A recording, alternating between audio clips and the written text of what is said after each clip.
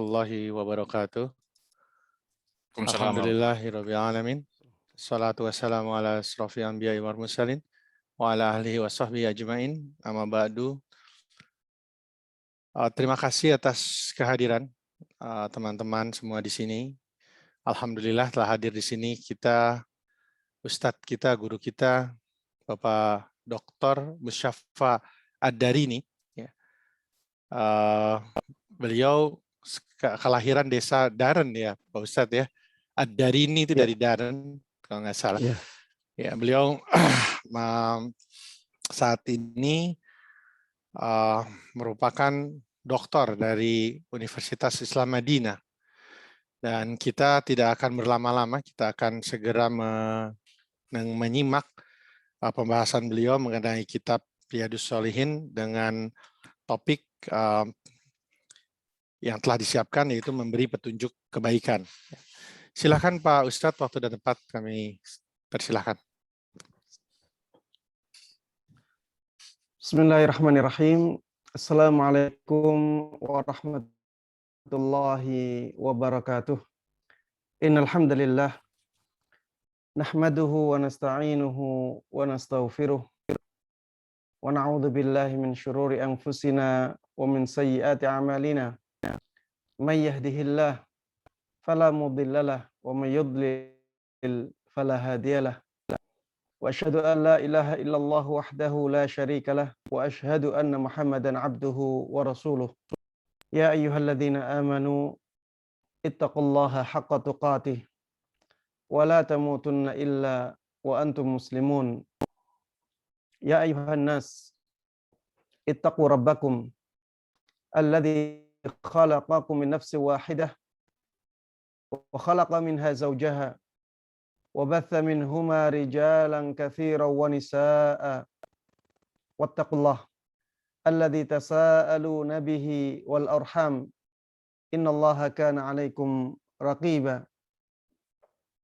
Ya ayyuhalladzina amanu ittaqullaha wa qulu qawlan sadida yuslih lakum a'malakum wa yaghfir lakum dhunubakum wa may yuti'illaha wa rasulahu faqad faza fawzan 'azima. Amma ba'd, fa inna fi kitabullah wa khairal huda huda Muhammadin sallallahu alaihi wasallam wa syarrul umuri muhdatsatuha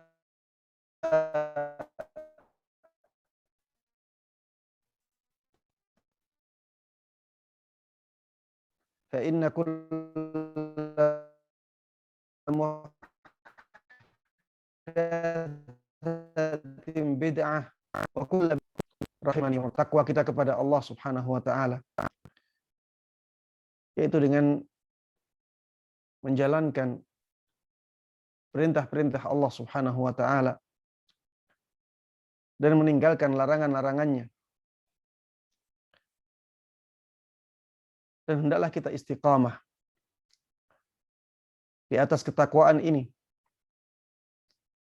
hingga Allah Subhanahu wa taala mematikan kita semuanya, mencabut nyawa kita dalam keadaan kita Islam dan iman.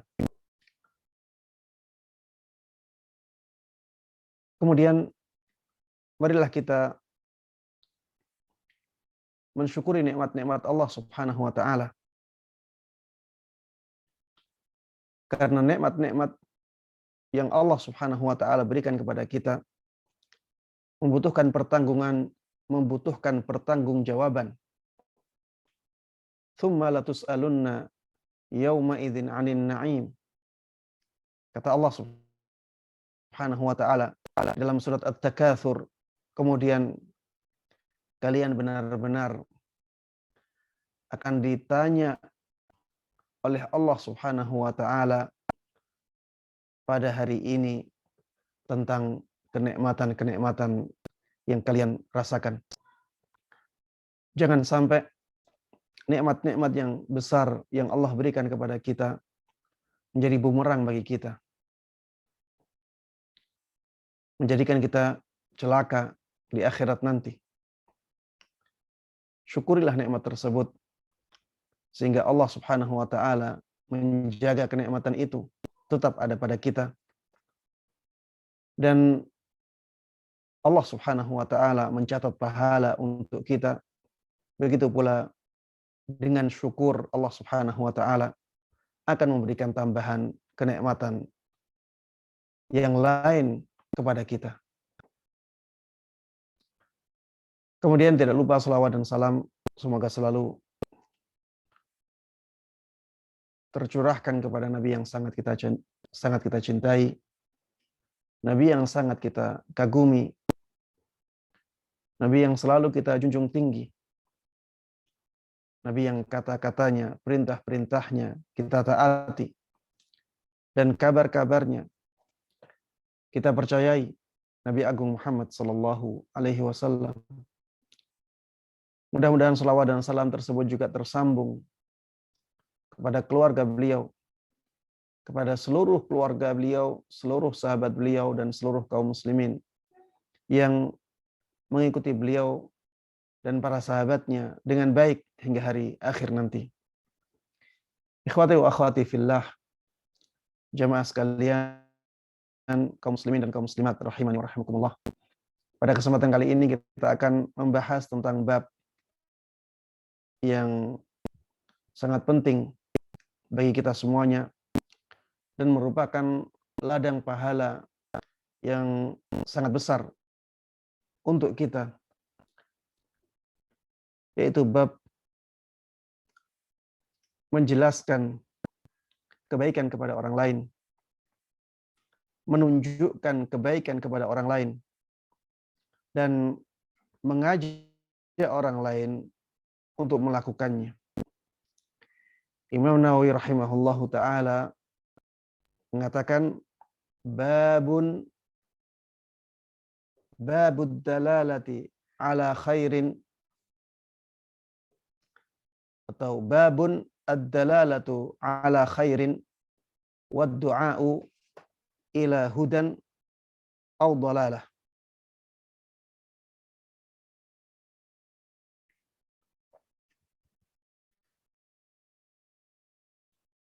Bab yang menjelaskan tentang memberikan petunjuk kebaikan kepada orang lain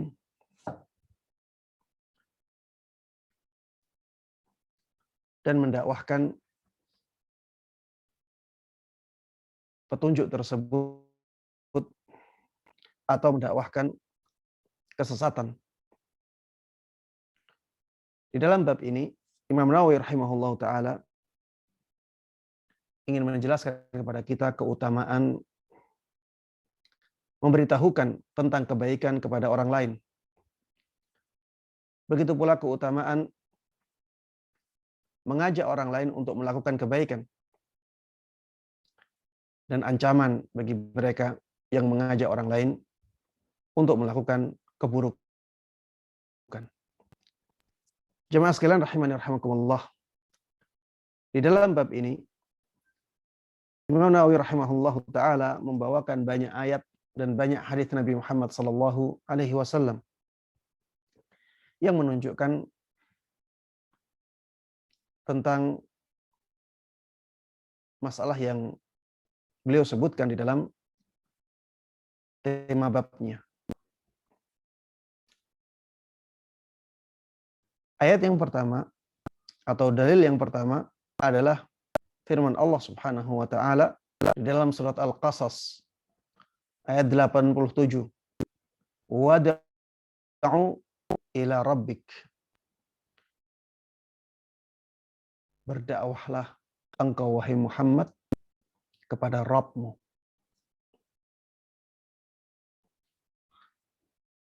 Ajaklah wahai Muhammad orang-orang untuk menuju Rabb-Mu. Jemaah sekalian rahimani rahimakumullah, ini adalah perintah untuk Nabi kita Muhammad sallallahu alaihi wasallam. Dan perintah ini perintah untuk berdakwah, untuk mengajak orang-orang melakukan kebaikan. Dan perintah yang ditujukan kepada Nabi kita Muhammad sallallahu alaihi wasallam pada asalnya juga perintah yang ditujukan untuk umatnya.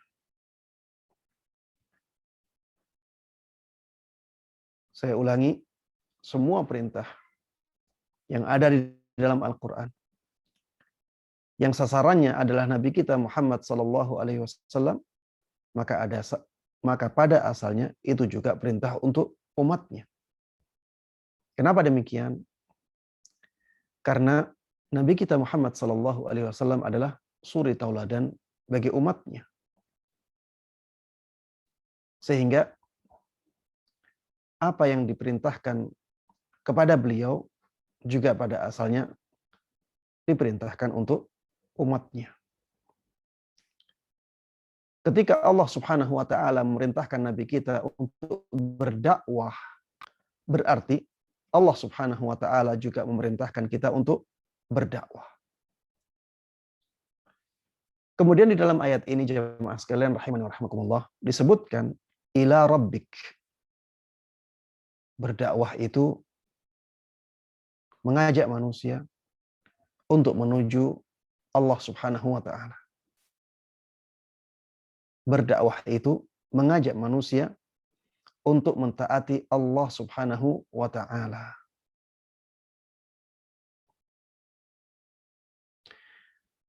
Jangan sampai kita berdakwah untuk yang lainnya. Jangan sampai kita berdakwah mengajak manusia untuk mengikuti kita.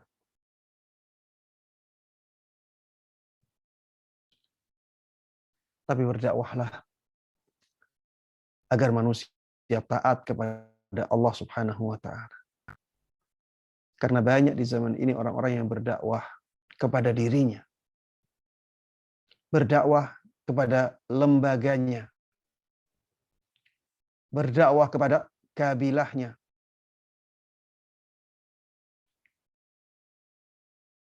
Dan ini semuanya sesuatu yang menyimpang. Ada yang berdakwah yang penting mengikuti ormasnya. Yang penting mengikuti ormasnya. Dan dia menjamin dengan mengikuti ormasnya, maka seseorang akan masuk surga.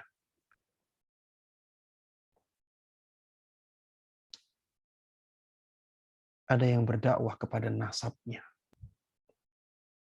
Yang penting mengikuti orang-orang yang sama dengan nasabnya. Apapun yang didakwahkan tidak peduli. Maka sungguh ini dakwah yang menyimpang. Ada yang berdakwah untuk atasannya saja. Ada yang berdakwah untuk ustadznya saja. Allah Subhanahu wa taala tidak menginginkan hal ini. Allah Subhanahu wa taala mengatakan wad'u ila rabbik.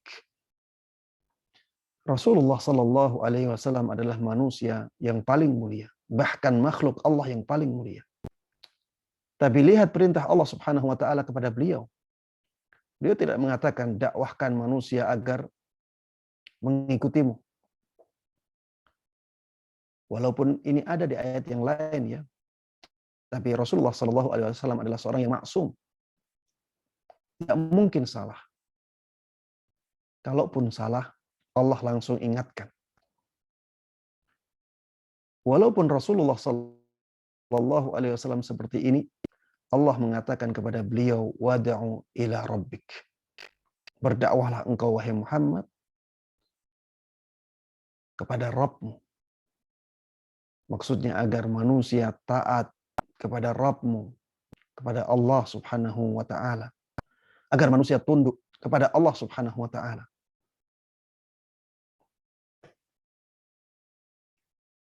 Dan jemaah sekalian rahimani wa rahimakumullah, ayat ini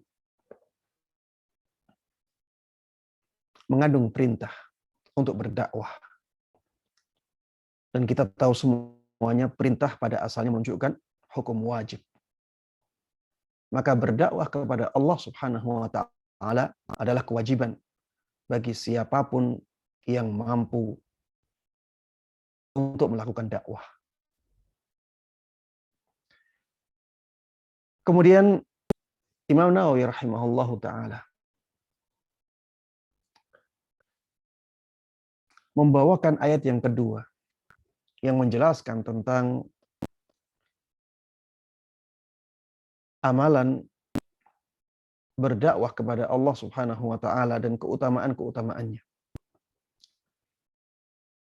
Di dalam ayat yang kedua ini, Imam Nawawi rahimahullahu taala ingin menjelaskan kepada kita bagaimana kita berdakwah kepada Allah. Allah Subhanahu wa taala berfirman di dalam surat An-Nahl ayat 150 ayat 125, "Ud'u ila sabili rabbika bil hikmati wal mau'izatil hasanah." Berdakwahlah engkau wahai Muhammad kepada jalan Rabb-mu. Di sini juga Allah Subhanahu wa taala memerintahkan kepada Nabi kita Muhammad sallallahu alaihi wasallam untuk mengajak manusia agar mereka mengikuti jalan Allah Subhanahu wa taala, bukan mengikuti jalan kabilah, bukan mengikuti jalan figur tertentu, tapi agar manusia mengikuti jalan Allah Subhanahu wa taala. Dan jalan Allah Subhanahu wa taala bisa kita ketahui dari Al-Qur'an dan sunnah Nabi kita Muhammad sallallahu alaihi wasallam. Yang dimaksud dengan jalan Allah adalah agama Allah. Berdakwahlah engkau wahai Muhammad kepada jalan Allah, maksudnya adalah kepada agama Islam. Disebut dengan jalan Allah karena dua hal. Yang pertama, karena yang membuat jalan tersebut adalah Allah Subhanahu wa taala. Yang membuat agama Islam, yang mensyariatkan agama Islam adalah Allah Subhanahu wa taala. Makanya disebut sebagai sabilu rabbik atau sabilullah. Alasan yang kedua, karena agama Allah Subhanahu wa taala itulah satu-satunya jalan yang mengantarkan manusia kepada Allah. Makanya disebut sebagai sabilullah atau jalannya Allah Subhanahu wa taala. Ya. Ada dua alasan kenapa agama Islam disebut sebagai sabilullah. Yang pertama, karena yang mensyariatkan agama Islam adalah Allah. Yang kedua, karena hanya dengan agama Islam manusia bisa menuju Allah Subhanahu wa taala. Baik. Di sini Allah Subhanahu wa taala berfirman, "Ud'u ila sabili rabbika bil hikmah." Berdakwahlah engkau wahai Muhammad menuju jalan Rabb-mu dengan hikmah. Dengan hikmah maksudnya adalah dengan kebijaksanaan.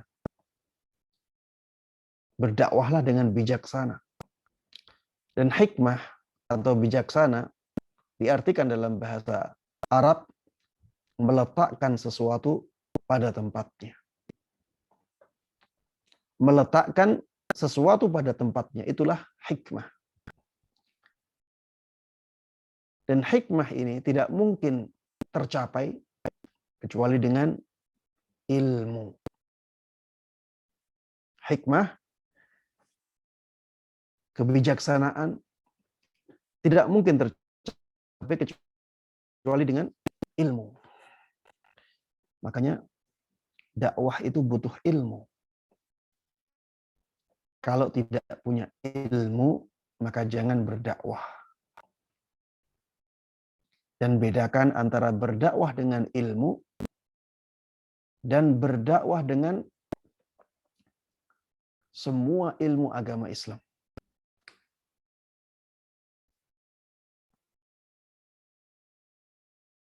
Jadi berdakwah itu tidak harus mengetahui semua ilmu dalam agama Islam. Tapi yang penting kita tahu apa yang kita dakwahkan itu sesuai dengan dalil yang sahih. Dan hikmah dalam berdakwah tidak hanya harus mengetahui apa yang kita dakwahkan, tapi juga kita harus tahu siapa yang kita dakwahi dan apa efek dari dakwah kita.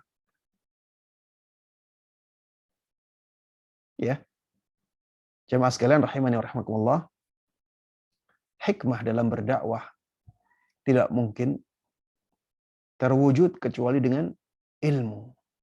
Ilmu ini mencakup ilmu tentang apa yang kita dakwahkan, ilmu tentang siapa yang kita dakwahi, dan ilmu tentang apa efek dari dakwah kita.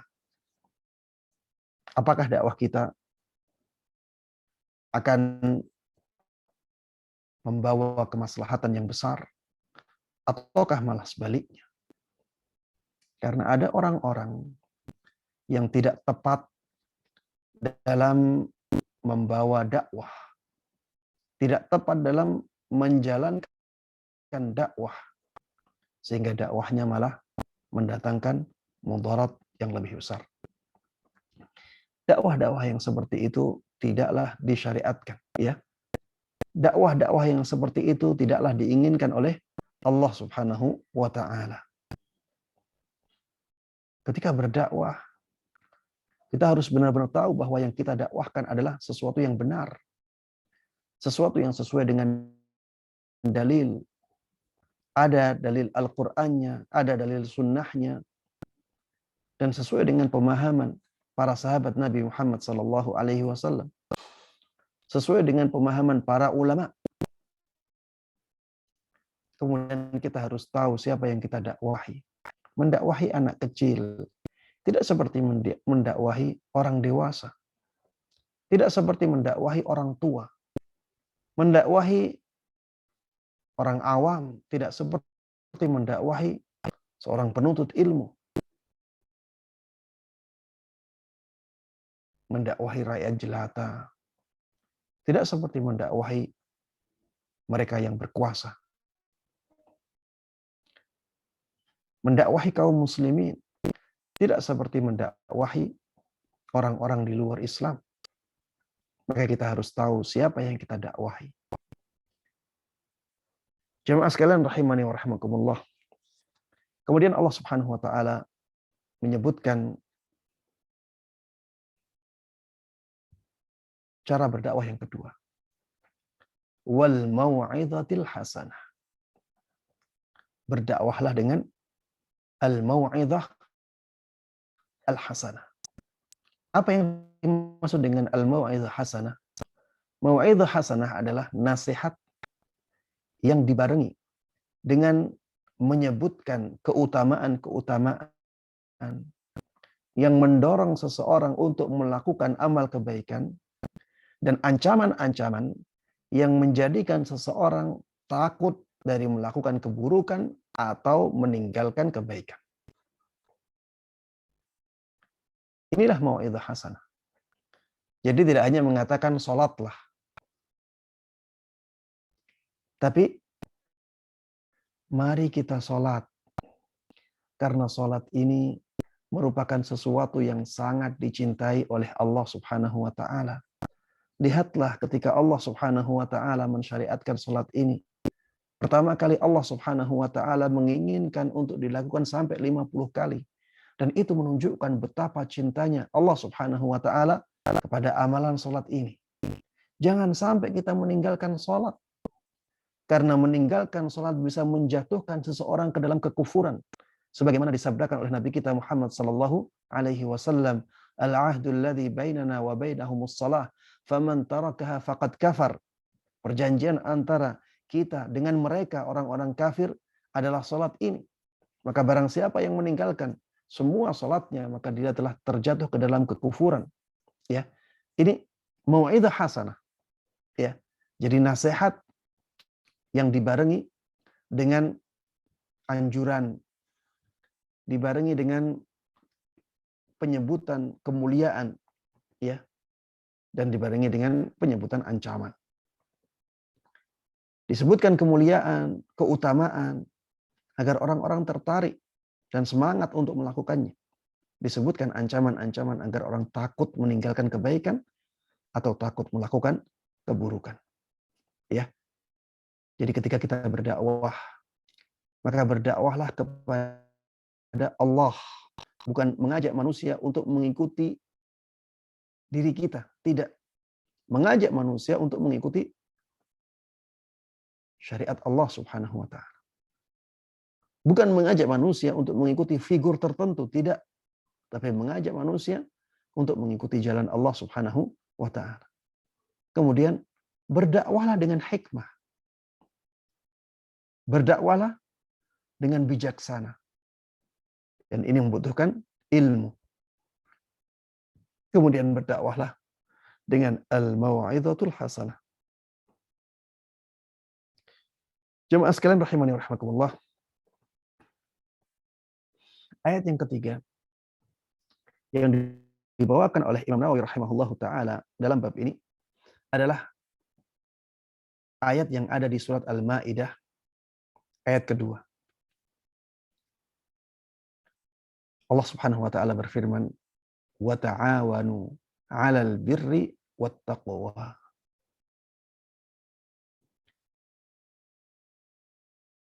Hendaklah kalian saling tolong-menolong dalam kebaikan dan ketakwaan.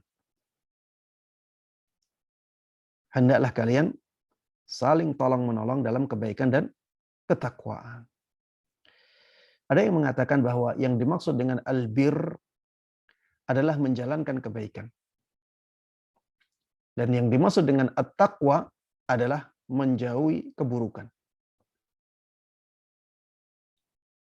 Lakukanlah tolong-menolong dalam melakukan kebaikan dan dalam menjauhi keburukan. Kalau kita artikan albir adalah menjalankan kebaikan dan at-taqwa adalah menjauhi keburukan, maka tafsirannya seperti tadi. Lakukanlah tolong-menolong untuk melakukan kebaikan dan untuk menjauhi keburukan. Jemaah sekalian rahimani wa rahimakumullah, apa hubungannya ini dengan berdakwah atau menunjukkan kebaikan kepada orang lain? Hubungannya adalah bahwa termasuk di antara saling tolong-menolong dalam kebaikan adalah berdakwah kepada kebaikan. Ini di antara hubungan antara ayat ini dengan masalah yang diinginkan oleh Imam Nawawi rahimahullahu taala, yaitu berdakwah kepada kebaikan, memberikan pencerahan kebaikan kepada orang lain. Ayat ini memerintahkan kita untuk saling tolong-menolong untuk melakukan kebaikan dan saling tolong-menolong untuk menjauhi keburukan. Di antara bentuknya adalah berdakwah kepada Allah Subhanahu wa taala. Kenapa itu menjadi saling tolong-menolong dalam kebaikan? Karena dalam berdakwah pasti ada orang yang mendakwahkan kebaikan. Dan kalau dia sendirian, maka dakwahnya tidak akan sampai. Harus ada orang yang mendengarkannya. Maka harus ada ta'awun. Harus ada tolong-menolong dalam terwujudnya dakwah kepada Allah Subhanahu wa taala. Coba jemaah sekalian rahimani wa rahimakumullah, bayangkan kalau saya hanya berbicara sendiri. Tidak ada antum semuanya. Apakah dakwah akan terwujud? Jawabannya tidak. Ustadz, kan bisa Ustadz ngerekam, kemudian setelah itu diupload ke YouTube atau ke media sosial yang lainnya? Jawabannya iya. Tapi bukankah setelah itu dilihat oleh orang? Dan ketika dilihat, ya berarti ada kerjasama. Ada yang upload, ada yang membuat video, ada yang melihat videonya. Tetap ada ta'awun. Ada saling tolong-menolong dalam kebaikan. Dan ketika Imam Nawawi rahimahullahu ta'ala membawakan ayat ini dalam bab ini mengingatkan kita semuanya bahwa dakwah ini tidak bisa dilakukan sendiri. Dakwah ini tidak bisa dilakukan sendiri-sendiri. Kita harus saling bantu-membantu dalam mendakwahkan agama Allah Subhanahu wa taala. Harus ada ta'awun di antara kita. Ada ustadznya, tidak ada jamaahnya, dakwah tidak jalan. Ada jamaah, tidak ada ustadznya juga, dakwah tidak jalan. Ada jamaah, ada ustadz, tidak ada panitia, tidak jalan. Ada panitia, tidak ada ustadz, tidak ada jamaahnya, dakwah tidak jalan. Makanya jamaah sekalian rahimani wa rahimakumullah, marilah kita lakukan tolong-menolong dalam berdakwah kepada Allah Subhanahu wa taala.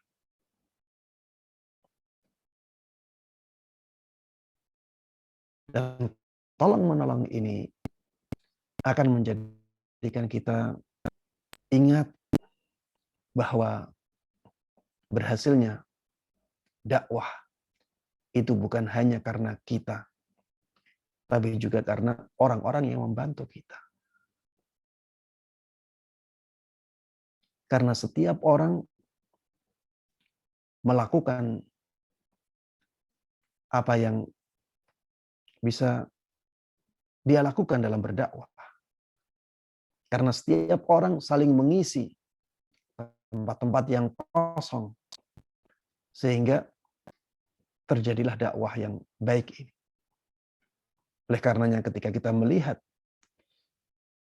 ada keberhasilan dalam dakwah kita, maka jangan sampai kita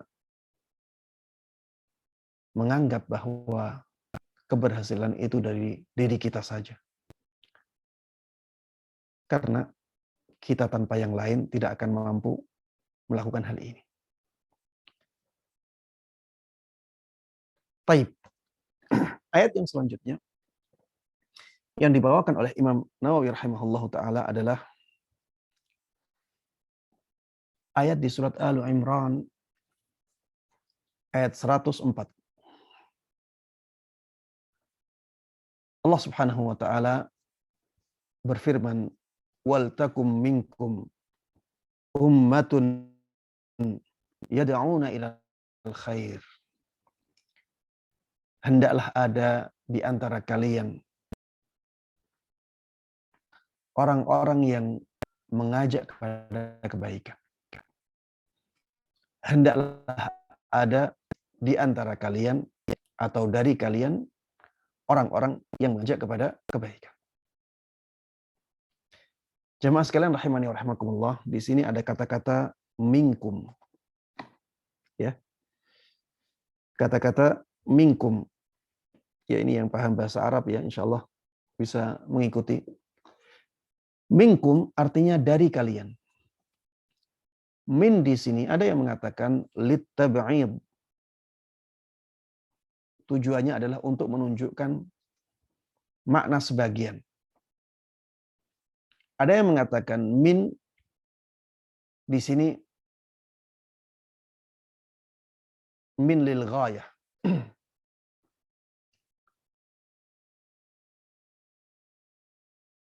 Apabila min di sini adalah litab'id, untuk menunjukkan makna sebagian, maka ayat ini menunjukkan bahwa dakwah itu wajibnya wajib kifai. Yang penting dakwahnya sudah dilakukan. Yang penting dakwahnya sudah dilakukan, maka kewajiban itu gugur dari yang lainnya. Ya. Jadi kalau kita katakan min di sini ditabi'in untuk menunjukkan makna sebagian, berarti kewajiban dakwah itu hanya untuk sebagian orang saja. Memang ya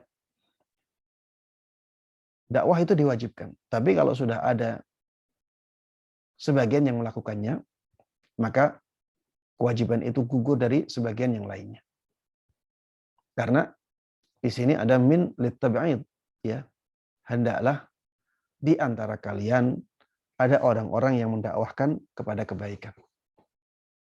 Ada yang mengatakan yang dimaksud dengan min di sini bukan littabi'id, tapi libtida'il ghayah. Ini untuk menunjukkan bahwa orang-orang yang berdakwah itu dari kalian. Dari kalian semuanya. Bukan dari sebagian kalian. Apabila kita memahami ayat ini dengan pemahaman ini, maka itu menunjukkan bahwa dakwah itu kewajiban untuk semuanya yang mampu melakukannya. Itu kewajiban untuk semuanya yang mampu melakukannya. Siapapun yang mampu melakukan dakwah, maka dia harus menjalankannya.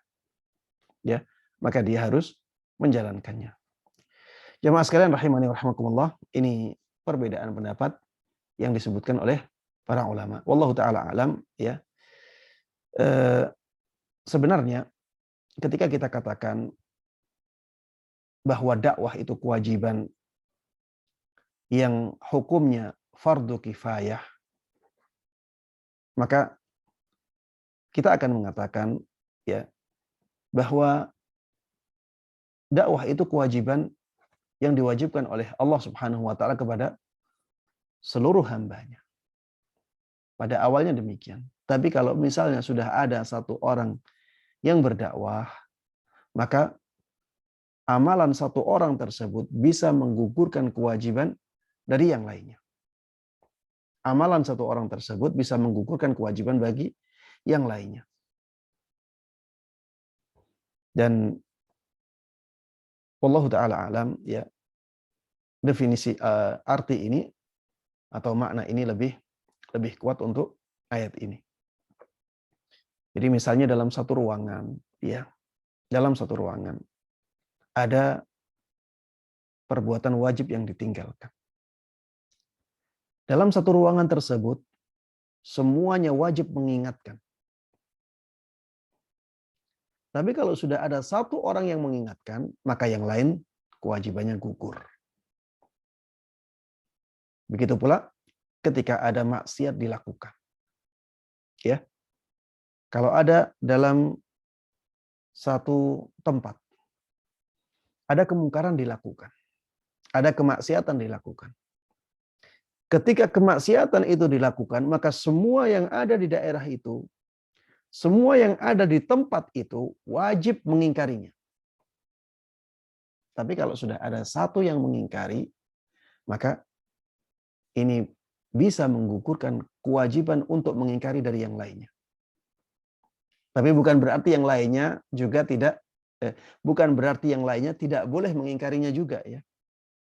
Kalau misalnya satu orang mengingkari kurang kuat, maka boleh yang lain juga mengingkari. Boleh semuanya mengingkari, tidak ada masalah. Ya, ini seperti sholat jenazah, ya. Sholat jenazah, adzan, ya. Kalau sudah satu orang adzan sudah cukup. Sholat jenazah, kalau sudah satu orang sholat jenazah maka cukup. Tapi bukan berarti hanya dia saja yang boleh sholat jenazah. Kalau misalnya langsung dalam satu sholat jenazah ada 1000 orang sholat jenazah, maka tidak ada masalah. Mengingkari kemungkaran atau mengingatkan orang untuk melakukan kewajiban yang ditinggalkan juga demikian. Kalau satu orang sudah melakukannya, maka kewajiban dari yang lainnya gugur. Tapi bukan berarti hanya dia saja yang boleh melakukannya. Yang lain pun boleh membantunya. Yang lainnya pun boleh melakukannya juga. Kemudian jemaah sekalian rahimani wa rahimakumullah, di antara adab ketika kita berdakwah kepada Allah Subhanahu wa taala adalah kita hendaknya menjadi orang yang pertama kali melakukan kebaikan itu. Yang dimaksud dengan pertama kali di sini adalah menjadi pelopor, ya. Tidak harus yang pertama kali waktunya melakukannya, tidak, ya. Tapi kita menjadi pelopor, kita paling semangat dalam melakukannya. Ini termasuk di antara adab dalam berdakwah kepada Allah Subhanahu wa taala. Ya.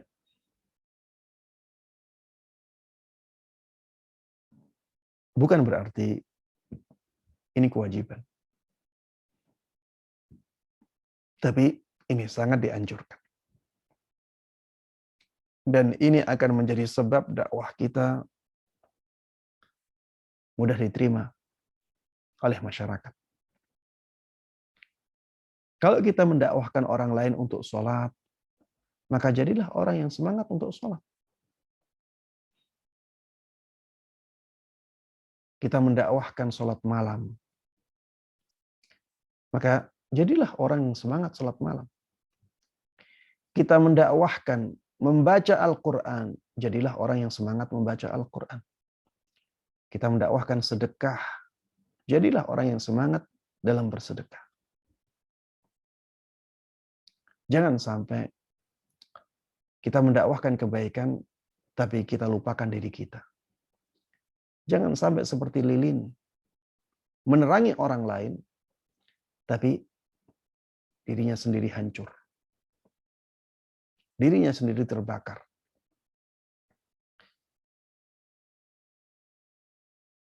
Di dalam surat As-Saff, Allah Subhanahu wa taala mencela orang yang mengatakan sesuatu yang tidak dia amalkan. Ya ayyuhalladzina amanu, lima taquluna ma la taf'alun. Wahai orang-orang yang beriman, kenapa kalian mengatakan sesuatu yang kalian tidak lakukan? Kabura maqtan 'indallah an taqulu ma la taf'alun.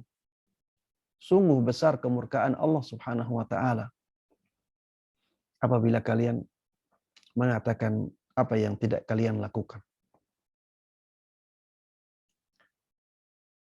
Maka jamaah sekalian rahimani wa rahimakumullah, jadilah orang yang semangat dalam melakukan kebaikan sebelum mendakwahkan kebaikan itu. Ini yang paling afdal jamaah sekalian, dan ini yang akan menjadikan dakwah kita mudah dan ringan diterima oleh masyarakat. Ada sebuah cerita dari Ibnul Jauzi rahimahullahu ta'ala. Beliau termasuk di antara orang yang kalimat-kalimatnya sangat didengar oleh masyarakat ketika itu. Bahkan banyak cerita, ya, saking besarnya pengaruh dari ucapan Ibnul Jauzi, seringkali ada orang sampai pingsan di majelisnya. Sampai pingsan di majelisnya. Karena besarnya pengaruh perkataan beliau kepada hati orang-orang yang ada di depan beliau. Banyak orang yang menangis ketika mendengar perkataan beliau. Banyak sekali orang yang masuk Islam gara-gara ucapan beliau. Ibnul Jauzi ini jamaah sekalian rahimani rahimakumullah, termasuk di antara orang yang sangat semangat melakukan kebaikan sebelum beliau mendakwakan. Suatu ketika pernah ada seorang budak. Dia didolimi oleh majikannya. Dia mengeluh. Dan dia ingin dimerdekakan oleh majikannya.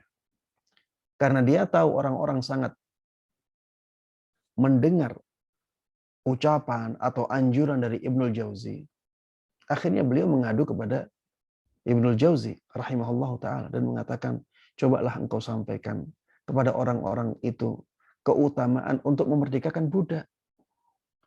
Dan aku berharap aku nanti dimerdekakan oleh majikanku atau tuanku.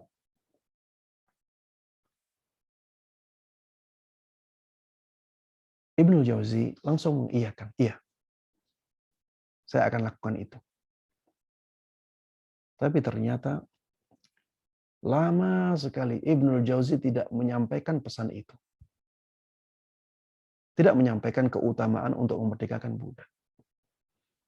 Akhirnya budak ini bertanya kepada Ibnul Jauzi, kenapa tidak engkau sampaikan? Akhirnya Ibnul Jauzi menyampaikan alasan. Aku sekarang lagi menabung. Aku tidak punya uang. Aku lagi menabung agar aku bisa membeli budak dan memerdekakan budak.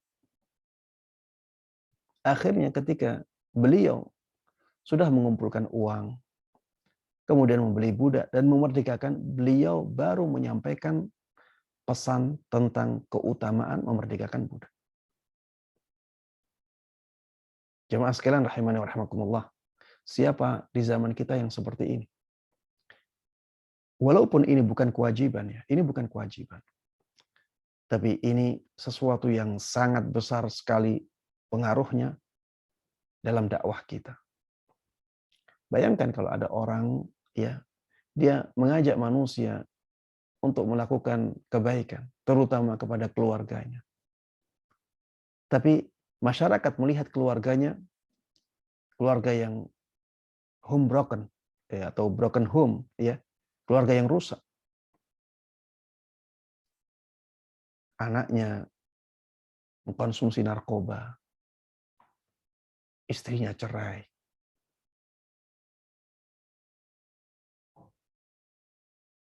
Apa pandangan masyarakat kepada orang yang seperti ini? Na'udzubillah min dzalik. Orang akan mengacuhkan apa yang dia sampaikan. Karena orang-orang akan mengatakan dia sendiri saja tidak menjalankan apa yang dia sampaikan. Walaupun dia tidak salah dalam menyampaikan dakwahnya. Salahnya dia adalah tidak menjalankan apa yang dia dakwahkan. Kalau yang dia dakwahkan adalah kewajiban, maka dia berdosa di situ karena meninggalkan kewajiban. Kalau yang dia dakwahkan adalah sesuatu yang sunnah, dia tidak berdosa. Tapi itu akan sangat mempengaruhi diterimanya dakwah dia di tengah-tengah masyarakat. Coba bayangkan kalau ada orang mendakwahkan akhlak yang mulia, tapi masyarakat melihat akhlaknya sangat buruk. Apa kata masyarakat? Sama ya, di dalam rumah kita juga demikian. Kalau kita ingin anak kita menjadi anak yang baik, kita ingin anak kita semangat ke masjid. Orang tua, kalau tidak ke masjid, maka anak akan sulit menerima perintah itu. Kalau ingin anak banyak membaca Al-Quran, orang tuanya tidak seperti ini, dan orang tuanya terus memerintahkan anaknya untuk membaca Al-Quran, sulit. Anak yang sulit menerima. Karena orang tua sendiri tidak membaca Al-Quran. Bagaimana ingin anaknya semangat membaca Al-Quran? Berbeda kalau orang tuanya semangat membaca Al-Quran. Ketika dia memerintahkan anaknya untuk semangat membaca Al-Quran, kalau anak tersebut tidak mau, dia akan diam. Dia tidak akan mengatakan, ayah saja tidak membaca Al-Quran. Dia tidak akan membantah. Dan kemungkinan besar anak tersebut akan menurut dengan apa yang dikatakan oleh orang tuanya. Karena memang orang tuanya sudah melakukan yang demikian. Jemaah sekalian rahimani wa rahimakumullah. Hadis yang berikutnya yang dibawakan, dalil yang berikutnya yang dibawakan oleh Imam Nawawi rahimahullah ta'ala dalam bab ini, yang menunjukkan keutamaan, menunjukkan kebaikan kepada orang lain, adalah hadis yang sangat masyhur dari Nabi kita Muhammad sallallahu alaihi wasallam. Beliau bersabda, "Man dalla ala khairin falahu mithlu ajri fa'ilih. Barang siapa yang menunjukkan kepada kebaikan, maka baginya pahala seperti pahala orang yang melakukannya. Barang siapa yang menunjukkan kebaikan kepada orang lain, maka baginya pahala seperti pahala orang yang melakukannya. Dan ini keutamaan yang sangat besar jamaah sekalian rahimani wa rahimakumullah. Ya. Kalau misalnya kita mengajak manusia untuk melakukan puasa, ya. Kita menjelaskan kepada mereka keutamaan-keutamaan puasa. Akhirnya ada yang tersentuh, terbuka hatinya untuk menjalankan puasa. Maka orang tersebut mendapatkan pahala puasanya dari Allah Subhanahu wa taala, dan kita mendapatkan pahala puasa seperti pahalanya orang tersebut dari Allah Subhanahu wa taala. Kalau yang menjalankan satu, maka kita mendapatkan seperti pahala orang yang jumlahnya satu itu. Tapi kalau yang mengikuti kita banyak orang, 10 orang, 100 orang, 1000 orang, maka kita akan mendapatkan pahala seperti pahalanya 10 orang itu, seperti pahalanya 100 orang itu, seperti pahalanya 1000 orang itu. Dan ini keutamaan yang sangat luar biasa jemaah sekalian rahimani wa rahimakumullah. Maka jangan sampai kita menyia-nyiakan kesempatan ini. Jadilah orang yang semangat untuk mendakwahkan kebaikan dan menjelaskan tentang kebaikan kepada orang lain, ya, dengan menunjukkan kepada mereka keutamaan-keutamaannya. Menunjukkan kepada mereka tentang ancaman-ancaman bagi orang-orang yang meninggalkan suatu amalan kebaikan atau menjalankan suatu amalan keburukan.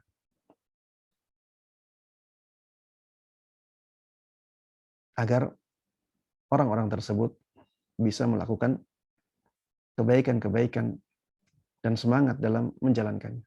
Dan kita mendapatkan pahala seperti pahala orang tersebut. Taib. Hampir sama dengan ini, hadis yang diriwayatkan dari sahabat Abu Hurairah radhiyallahu taala anhu bahwa Rasulullah sallallahu alaihi wasallam pernah bersabda, "Man da'a ila huda." Barang siapa yang mendakwahkan petunjuk. Kalau yang hadis yang sebelumnya, man dalla ala khair. Barang siapa yang menunjukkan kebaikan. Kalau yang ini, man da'a ila huda. Barang siapa yang mendakwahkan petunjuk. Petunjuk kebaikan, ya. Apa bedanya? Dalla dengan da'a disebutkan oleh Syekh Utsaimin rahimahullahu taala dalam syarah Riyadhus Shalihin, ya. Kalau dalla menunjukkan kebaikan itu tidak harus memerintahkan. Menunjukkan kepada kebaikan itu cukup dengan menjelaskan kebaikan yang ada. Misalnya menjelaskan tentang keutamaan sholat tanpa meminta untuk dilakukan. Atau menjelaskan bagaimana sholat harusnya dilakukan tanpa mengajak orang untuk melakukan sholat. Itu sudah masuk dalam kategori dalla, memberikan petunjuk. Kalau da'a, mengajak, harus ada ajakan. Dan dua-duanya jamaah sekalian rahimani wa rahimakumullah sama-sama mendatangkan pahala yang agung. Ya, ketika kita menunjukkan kebaikan kepada orang lain, akhirnya orang lain tersebut melakukannya, kita mendapatkan pahala seperti pahala dia. Begitu pula dengan ketika kita mengajak orang lain untuk melakukan kebaikan. Kemudian orang yang melakukannya, kita juga akan mendapatkan pahala seperti pahalanya. Ya. Dan memang berbeda, ya.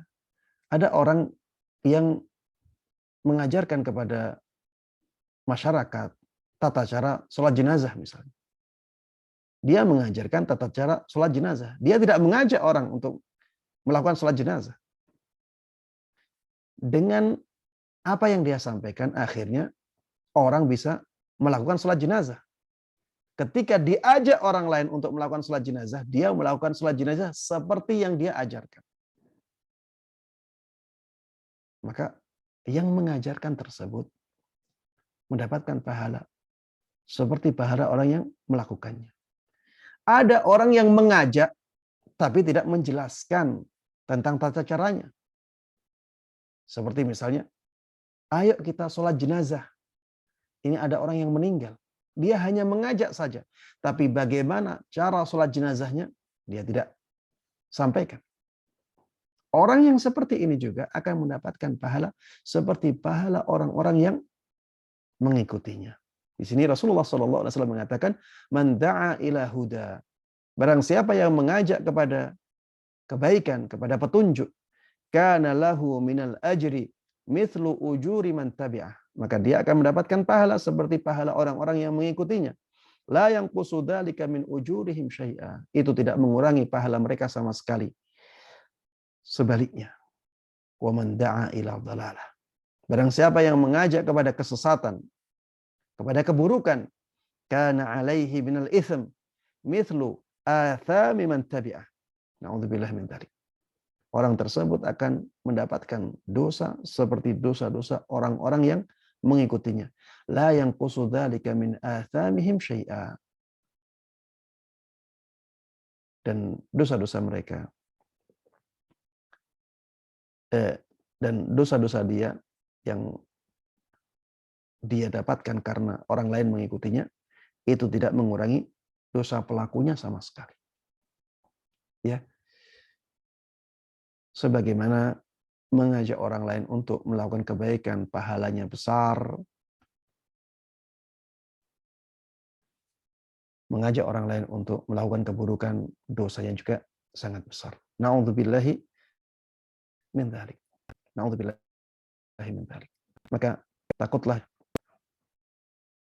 kepada perbuatan yang seperti ini. Jangan sampai kita mengajak orang lain melakukan keburukan. Dan jamaah sekalian rahimani wa rahimakumullah, ajakan itu bisa berupa ucapan, bisa berupa tulisan, bisa berupa perbuatan.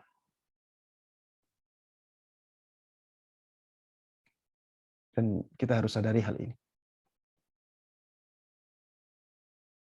Kadang orang memberikan contoh keburukan, akhirnya ditiru oleh yang lainnya. Maka orang yang memberikan contoh keburukan itu akan mendapatkan dosa seperti dosanya orang-orang yang mengikutinya. Walaupun dia tidak mengajak, dia memberikan contoh. Karena ajakan itu bisa berupa perkataan, bisa juga berupa perbuatan.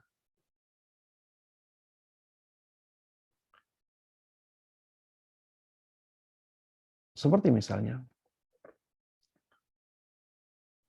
di zaman kita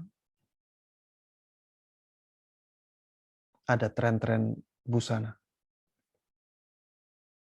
Karena si fulan akhirnya busana yang menyelisih syariat ini menjadi viral dan banyak dipakai oleh masyarakat. Dia hanya tampak misalnya di sinetron aja. Dia hanya tampak di film saja. Dan dia tidak mengajak orang lain untuk memakai seperti busananya. Tapi akhirnya orang-orang tertarik dan memakai busana itu. Busana yang menyelisih syariat. Maka orang ini masuk dalam hadis ini. وَمَنْ دَعَا إِلَى ضَلَالَةٍ كَانَ عَلَيْهِ مِنَ الْإِثْمِ مِثْلُ آثَامِ مَنْ تَبِعَهُ. Barang siapa yang mengajak kepada kesesatan, kepada keburukan, maka dia akan mendapatkan dosa seperti dosa-dosa orang yang mengikutinya, tanpa mengurangi dosa para pelakunya sama sekali. Syekh Utsaimin rahimahullahu taala ketika mensyarah hadis ini, dia mengatakan di dalam hadis ini ada dalil, ada dalil yang menunjukkan bahwa orang yang menjadi sebab sesuatu, orang yang menjadi sebab sesuatu terjadi, dia seperti pelakunya. Orang yang menjadi sebab sesuatu terjadi, dia seperti pelakunya. Kalau dia menjadi sebab kebaikan terjadi, maka dia seperti orang yang melakukan kebaikan itu. Sebaliknya, kalau dia menjadi sebab keburukan terjadi, maka dia seperti pelaku keburukan. Na'udzubillahi min dzalik. Dan jamaah sekalian rahimani wa rahimakumullah, apa yang disampaikan oleh Syekh Utsaimin rahimahullahu taala ini maknanya sangat luas. Ya. Misalnya kita ngadakan kajian seperti ini. Ada panitia, ada ustadznya, dan ada orang lain yang menjadikan kajian ini terjadi. Dan ini kebaikan. Maka semua yang menjadi sebab terjadinya kebaikan ini, dia seperti pelaku. Kalau misalnya ada di antara jamaah yang akhirnya melakukan kebaikan karena kajian seperti ini, maka yang menjadi sebab kajian itu seperti pelakunya semuanya. Mereka mendapatkan pahala seperti pahala orang-orang yang melakukannya. Dan ini bisa dijabarkan dalam banyak kasus. Ya misalnya sebuah pondok, sebuah sekolah, lembaga pendidikan, sebuah masjid.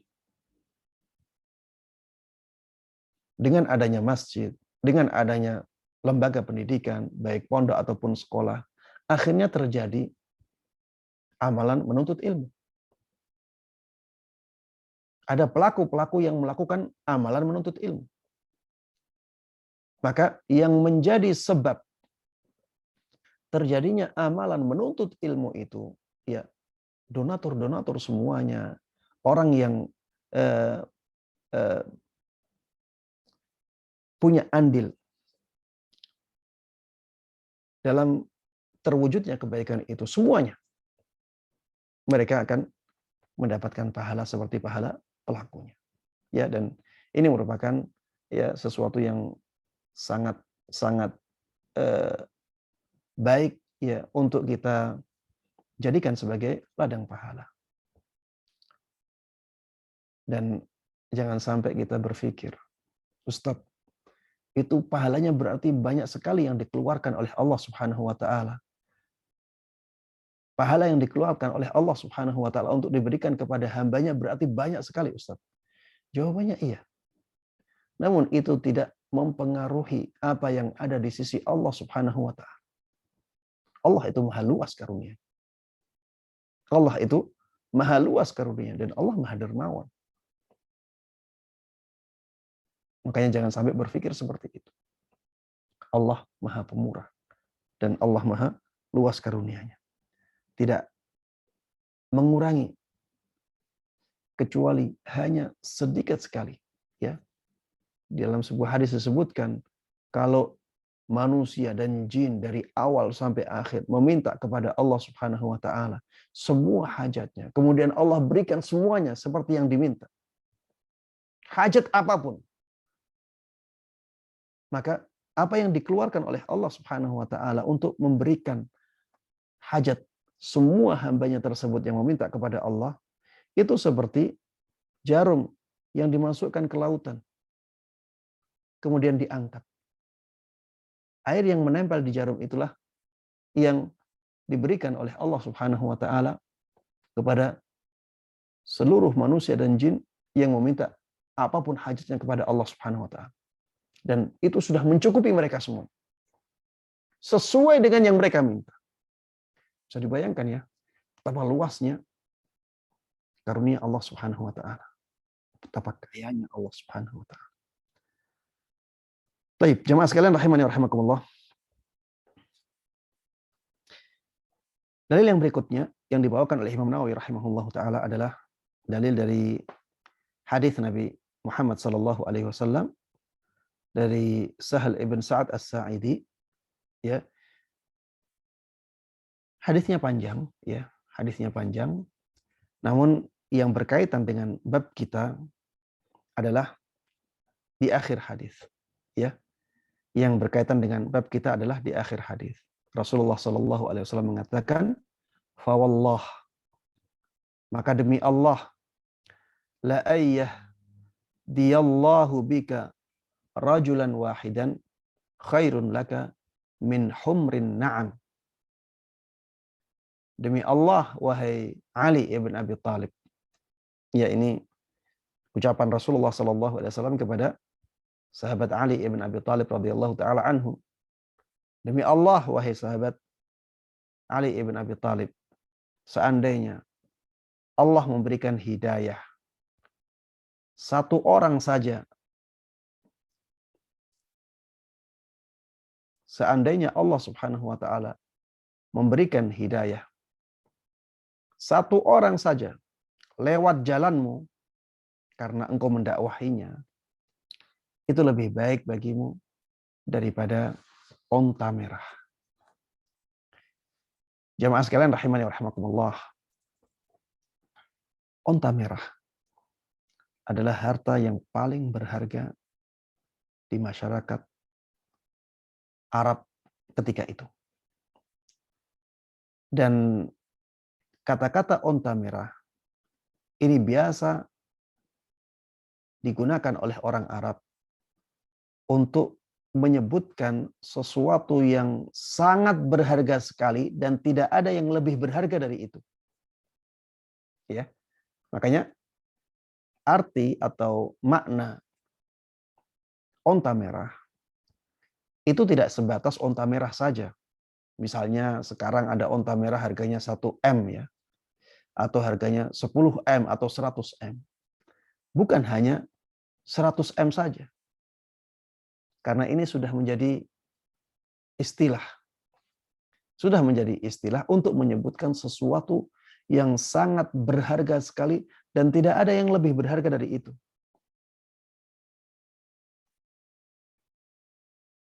Tidak ada yang lebih berharga dari itu. Sehingga bisa jadi lebih berharga daripada 1 triliun. Dan bisa lebih berharga dari yang lebih banyak dari itu. Dan ini merupakan sesuatu yang sangat istimewa. La ayyahdiyallahu bika rajulan wahidan khairun laka min humrin na'am. Seandainya ada satu orang saja yang mendapatkan hidayah lewat jalanmu, wahai Ali, maka itu lebih baik daripada onta merah. Ya. Jamaah sekalian rahimani wa rahimakumullah. Pahala Allah Subhanahu wa taala walaupun sedikit itu tidak bisa dibandingkan dengan dunia seisinya.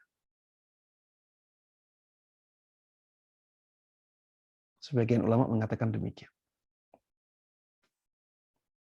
Pahala dari Allah Subhanahu wa taala yang bisa dinikmati di akhirat nanti, walaupun hanya sedikit, tidak usah dikatakan oleh Rasulullah sallallahu alaihi wasallam lebih baik daripada onta merah. Walaupun sedikit. Itu lebih baik daripada dunia seisinya. Apalagi kalau dikatakan pahalanya lebih baik daripada onta merah. Maka ini jauh lebih baik daripada dunia seisinya. Makanya jemaah sekalian rahimani wa rahimakumullah, semangatlah untuk berdakwah kepada Allah. Dan saya katakan tadi, untuk berdakwah kepada Allah tidak harus kita jadi seorang ulama. Dan ini juga disampaikan oleh Syekh Utsaimin rahimahullahu taala ketika beliau mensyarah hadis-hadis yang ada di bab ini. Beliau mengatakan yang penting kita tahu apa yang kita dakwahkan. Misalnya kita tahu sholat, bahwa sholat duha itu punya keutamaan yang luar biasa. Sampaikan keutamaan sholat duha sebagaimana yang ada dalam hadis. Walaupun kita tidak tahu keutamaan sholat malam. Dan beliau berdalil dengan sabda Nabi kita Muhammad sallallahu alaihi wasallam, "Ballighu anni walau ayat." Sampaikan dariku walaupun 1 ayat saja. Dan orang yang faham tahu satu ayat, itu belum bisa dikatakan sebagai ulama. Tapi sudah diperintahkan oleh Rasulullah SAW untuk menyampaikannya kepada orang lain, untuk didakwahkan. Makanya yang penting dalam dakwah adalah kita tahu apa yang kita sampaikan sesuai dengan dalil-dalilnya yang sahih. Ustadz, katanya kita harus belajar dulu sampai menjadi alim, baru kita ngajar, Ustadz. Jawabannya iya, itu untuk orang-orang yang ingin menjadi pengajar ilmu agama. Itu untuk orang-orang yang ingin menjadi rujukan ilmu agama. Itu untuk orang-orang yang ingin menjadi mufti yang berfatwa. Orang yang berfatwa, dia harus tahu ya mayoritas bab-bab dalam agama Islam, dalam syariat Islam. Karena dia menjadi mufti, dia sasaran orang-orang bertanya. Dan orang yang bertanya akan menanyakan banyak hal. Dan masalah tersebut bisa berkaitan dengan banyak bab dalam syariat Islam. Orang-orang yang demikianlah orang yang diwajibkan untuk belajar agama dengan mendalam. Dia harus tahu banyak syariat Islam. Ketika itulah dia pantas untuk menjadi pengajar agama Islam, menjadi mufti, menjadi rujukan ilmu agama. Adapun untuk mendakwahkan kepada kebaikan, maka cukup mengetahui bahwa yang didakwahkan itu sesuai dengan dalil yang sahih. Taib. Kemudian hadis yang terakhir yang dibawakan oleh Imam Nawawi rahimahullahu taala adalah hadis dari sahabat Anas bin Malik radhiyallahu taala anhu. Hadis ini hadis yang menjelaskan tentang ketika seseorang menjadi sebab terwujudnya suatu kebaikan, maka dia akan mendapatkan pahala. Seperti pahala orang yang melakukannya. Baik, saya terjemahkan dengan cepat ya.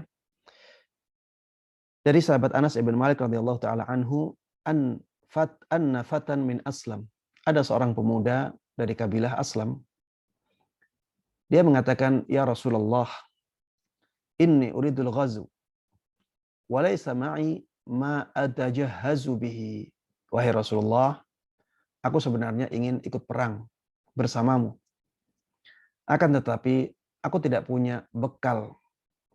Aku tidak punya peralatan yang bisa aku bawa untuk perang. Maka Rasulullah Shallallahu Alaihi Wasallam mengatakan, "I'ti fulan." Datanglah kepada si fulan. Fa innahu qad kana tajahhaz famarid. Karena sebenarnya dia sudah bersiap-siap untuk berangkat perang. Tapi dia sakit. Maksudnya dia tidak jadi perang karena ada udzur sakit. Fa'atahu. Maka pemuda itu pun yang tidak punya peralatan perang mendatangi fulan yang tadinya sudah bersiap-siap perang tapi akhirnya sakit dan tidak jadi berangkat perang. Faqal, dan pemuda dari Aslam, dari kabilah Aslam itu mengatakan kepadanya, "Inna Rasulullah sallallahu alaihi wasallam yuqri'ukas salam." Sesungguhnya Rasulullah sallallahu alaihi wasallam menyampaikan salam kepadamu. Wa yaqul, "A'tini alladhi tajahhazta bihi." Dan beliau mengatakan, berikan kepadaku peralatan perang yang sudah engkau siapkan sebelumnya. Ya, jadi orang tersebut sudah bersiap untuk perang untuk dirinya. Tapi akhirnya sakit. Karena sakit akhirnya tidak berangkat perang. Maka orang ini mengatakan, ya, pemuda dari kabilah Aslam ini yang miskin akhirnya mengatakan kepada orang ini, serahkan kepadaku atau berikan kepadaku peralatan perang yang telah engkau siapkan. Faqal, maka fulan ini yang sakit mengatakan kepada istrinya, ya fulanah, wahai fulanah, ya istrinya. Fulanah ini nama sebenarnya bukan nama ya. Ini disamarkan namanya dengan nama ganti seperti ini. Ya fulanah, a'tihi alladhi tajahhaztu bihi. Berikan kepada orang ini peralatan perang yang sudah aku persiapkan. Wala tahbisi minhu syai'a. Dan jangan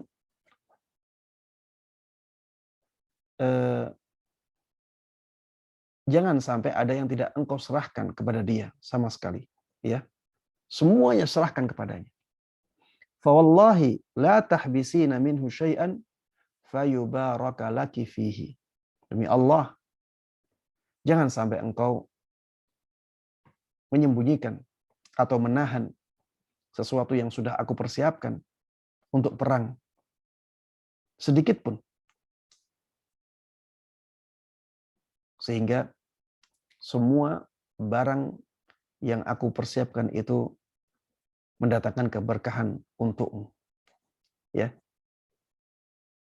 Jemaah sekalian rahimani wa rahimakumullah. Di dalam hadis ini, orang yang sakit ini tidak melakukan peperangan.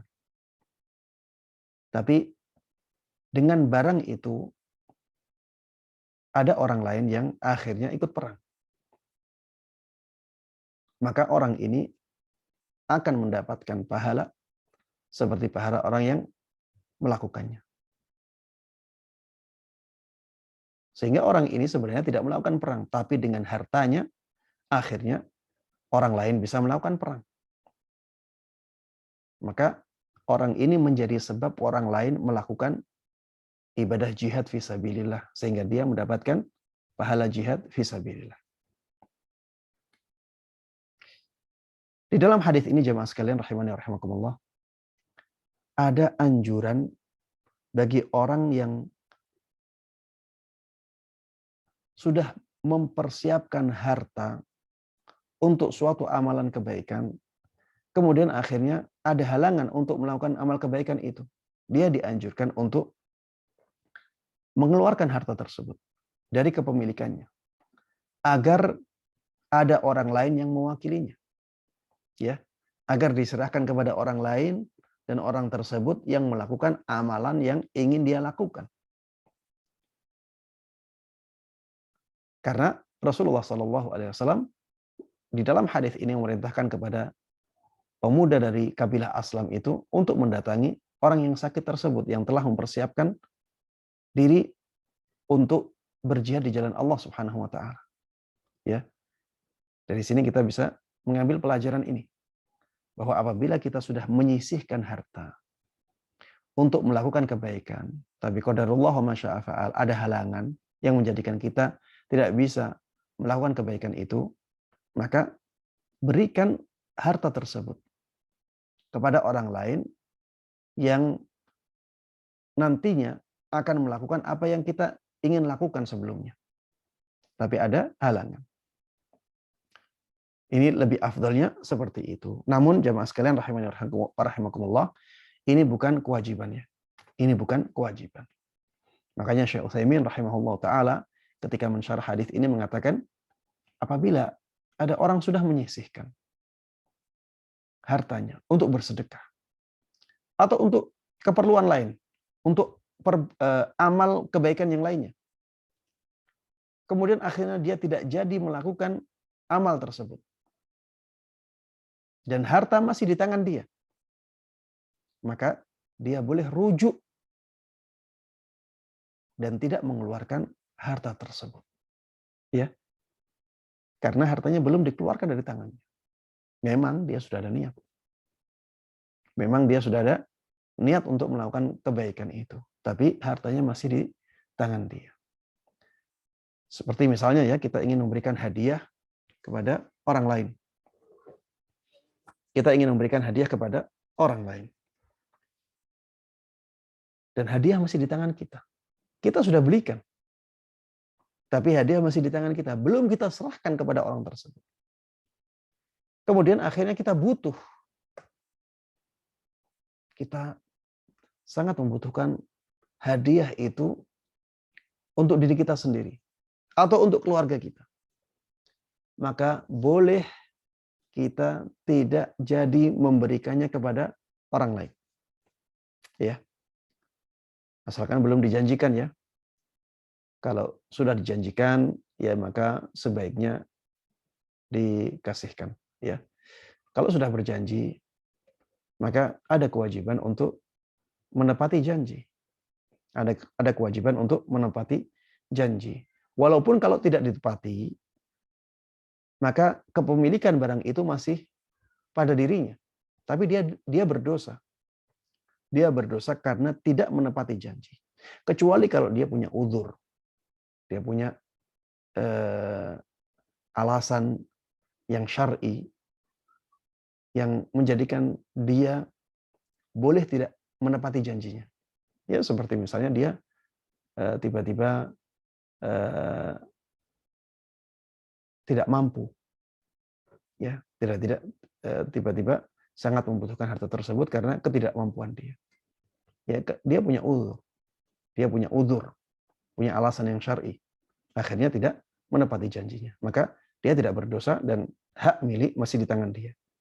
Kalau dia tidak punya uzur, harta masih di tangan dia, maka hak kepemilikan belum berpindah. Tapi karena dia tidak menepati janji, maka dia berdosa.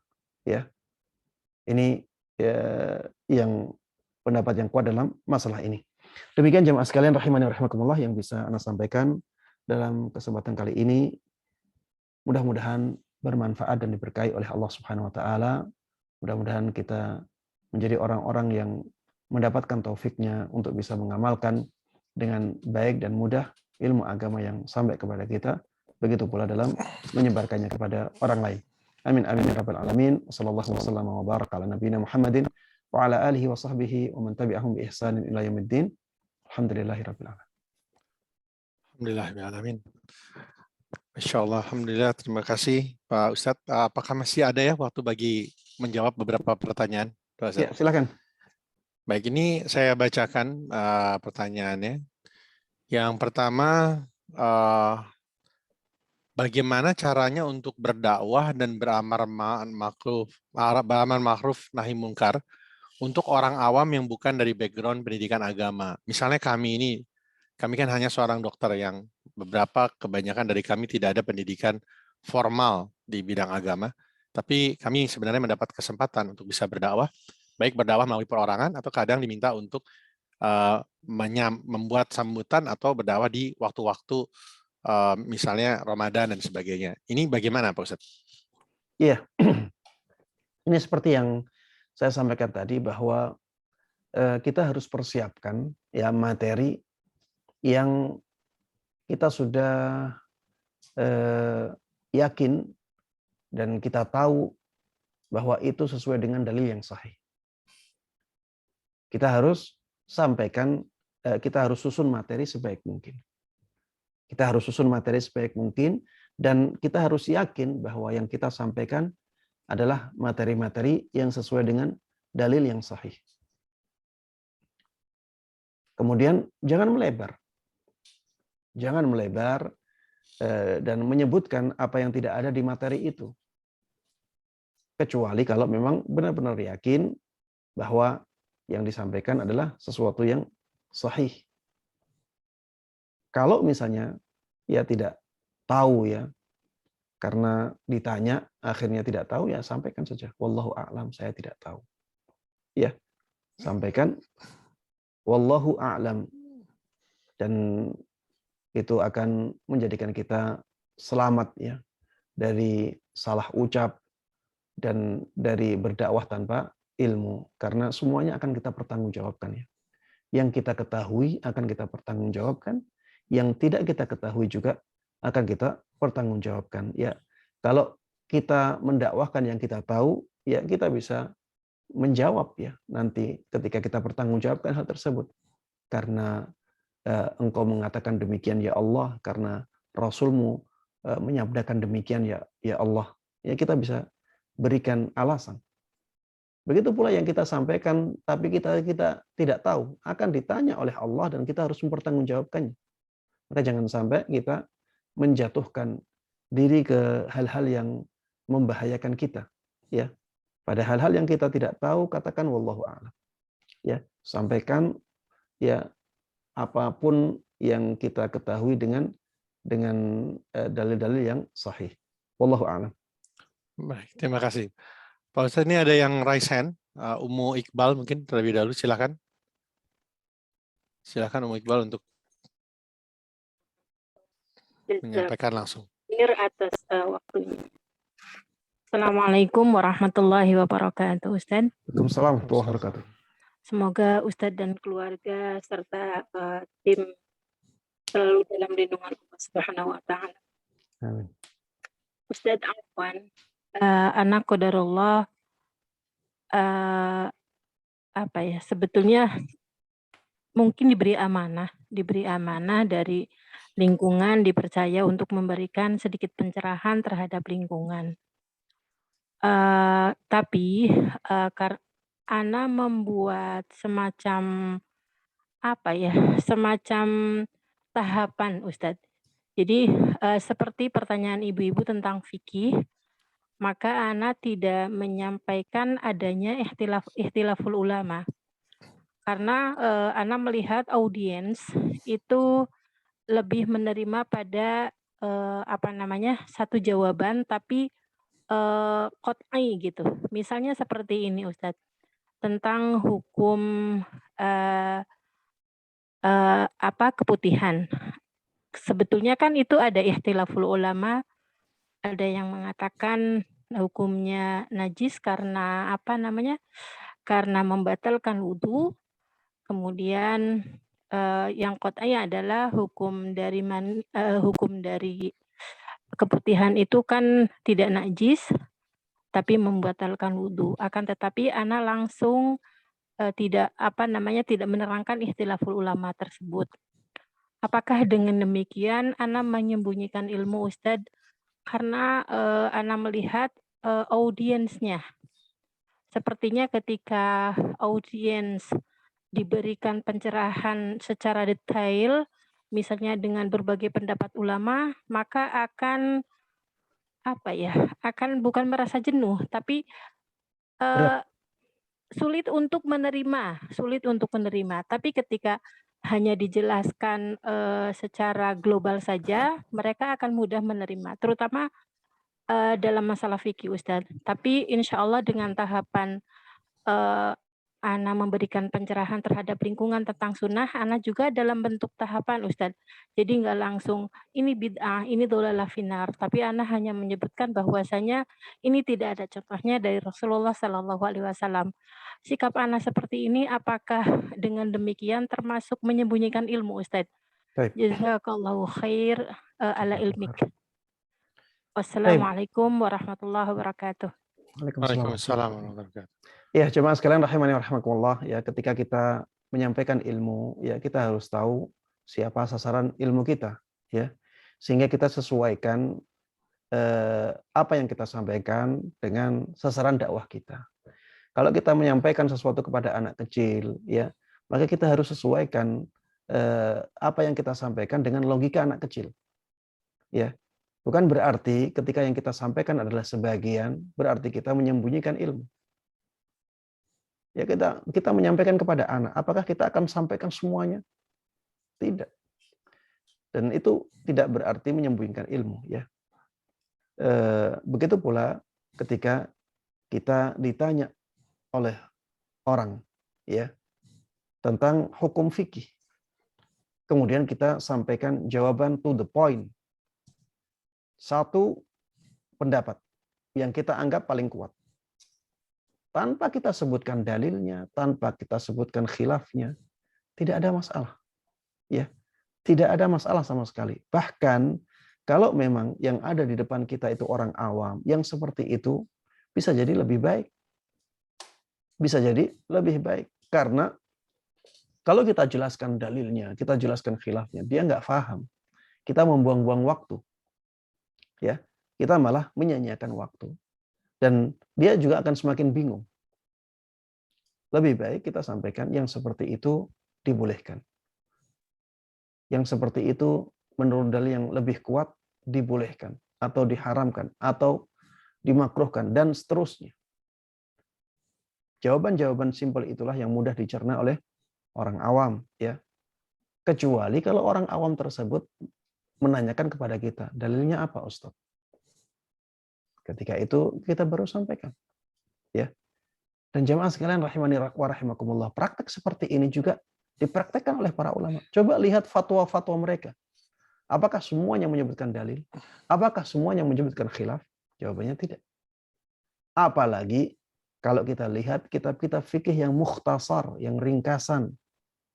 Ya. Disebutkan syarat ibadah tertentu ada 9 misalnya. Yang pertama ini, yang kedua ini, yang ketiga ini. Tidak ada dalil sama sekali. Tidak ada khilaf sama sekali yang disebutkan di situ. Padahal pengarangnya seorang ulama. Ilmunya jauh lebih luas daripada yang disampaikan di dalam kitab itu. Seperti ini bukanlah menyembunyikan ilmu. Kemudian jamaah sekalian rahimani wa rahimakumullah, menyembunyikan ilmu pada keadaan tertentu dibolehkan. Ya. Rasulullah Shallallahu alaihi wasallam ya pernah ditanya oleh salah seorang sahabatnya, Mu'adz, ya, Mu'adz ibn Jabal radhiyallahu taala anhu. Beliau ditanya oleh Rasulullah sallallahu alaihi wasallam, "Wahai Mu'adz, atadri ma haqqullahi 'alal ibadi wa ma haqqul ibadi 'ala Allah?" Wahai Mu'adz, kamu tahu apa haknya Allah yang wajib dilaksanakan, wajib dilakukan oleh para hambanya, dan hak para hamba Allah yang wajib dilakukan oleh Allah Subhanahu wa taala? Ketika itu Mu'adz mengatakan, Allahu wa rasuluhu a'lam. Allah dan Rasulnya yang lebih tahu. Maka Rasulullah Shallallahu alaihi wasallam mengatakan kepada sahabat Mu'adz bahwa hak Allah yang wajib dilakukan oleh para hambanya adalah agar mereka mentauhidkan Allah Subhanahu wa taala dan tidak menyekutukan Allah dengan sesuatu apapun. Sebaliknya, hak seorang hamba kepada Allah Subhanahu wa taala, maksudnya yang wajib dilakukan oleh Allah Subhanahu wa taala adalah Allah tidak akan mengadab seorang hamba yang tidak melakukan kesyirikan kepada Allah Subhanahu wa taala dengan sesuatu apapun. Setelah ini, sahabat Mu'adz melihat ini sesuatu yang ringan, ya, yang penting mentauhidkan Allah dan menghindari kesyirikan. Dan itu sesuatu yang menurut sahabat Mu'adz ibn Jabal ketika itu mudah. Akhirnya apa yang ditanyakan oleh sahabat Mu'adz? Afala ubasyirun nas? Wahai Rasulullah sallallahu alaihi wasallam, tidak bolehkah aku menyampaikan kabar gembira ini kepada manusia? Apa kata Rasulullah Sallallahu Alaihi Wasallam? Beliau mengatakan, la fayattaqilu. Jangan engkau sampaikan kabar gembira ini kepada orang-orang sehingga nantinya mereka tidak semangat melakukan kebaikan. Akhirnya mereka bersandar pada kabar gembira ini. Yang penting mentauhidkan Allah dalam ibadah dan tidak melakukan kesyirikan. Kalau orang yang lemah imannya mendengar kabar gembira ini, dia bisa jadi malas melakukan kebaikan. Yang penting masuk surga. Ya, dan masuk surga itu caranya mudah. Yang penting seseorang mentauhidkan Allah Subhanahu wa taala dalam ibadahnya dan menjauhi kesyirikan. Kata para ulama, ketika Rasulullah Shallallahu alaihi wasallam melarang sahabat Mu'adz untuk menyampaikan kabar gembira ini menunjukkan bahwa menyembunyikan ilmu itu tidak mutlak kesalahan, ya, tidak mutlak buruk. Dalam keadaan tertentu ilmu boleh disembunyikan, boleh tidak disampaikan, yaitu apabila kita khawatir efek dari ilmu tersebut menjadikan seseorang kena mudarat yang besar, ya. Apabila ilmu tersebut kita khawatirkan membahayakan orang lain, maka ya kita tidak sampaikan ilmu tersebut kepada dia atau di saat situasi dan kondisinya seperti itu. Sahabat Abu Hurairah radhiyallahu taala anhu pernah mengatakan, kalau semua yang aku dengarkan dari Rasulullah Shallallahu Alaihi Wasallam aku sampaikan kepada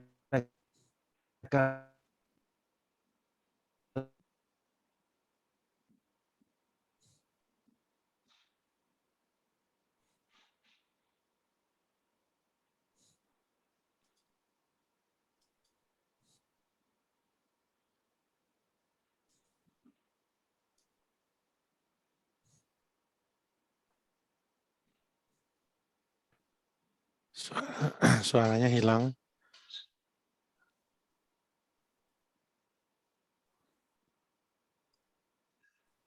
Sepertinya Ustadz Musafa juga terlempar ya. Iya, ya. Kita coba hubungin lagi sebentar ya, Dok. Ya. Oh, masuk lagi nih, udah masuk lagi. Silakan Pak Ustadz, tadi agak kehambat, terputus.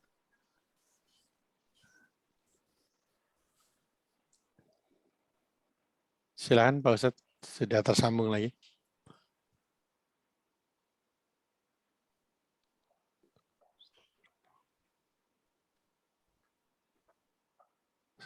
Silakan Pak Ustadz. Sebentar ya, tak ganti koneksinya. Oh, baik. Kita bisa ada waktu sampai jam berapa Pak Ustadz kira-kira untuk tanya jawab ini? Sampai 9.15 saja. Baik.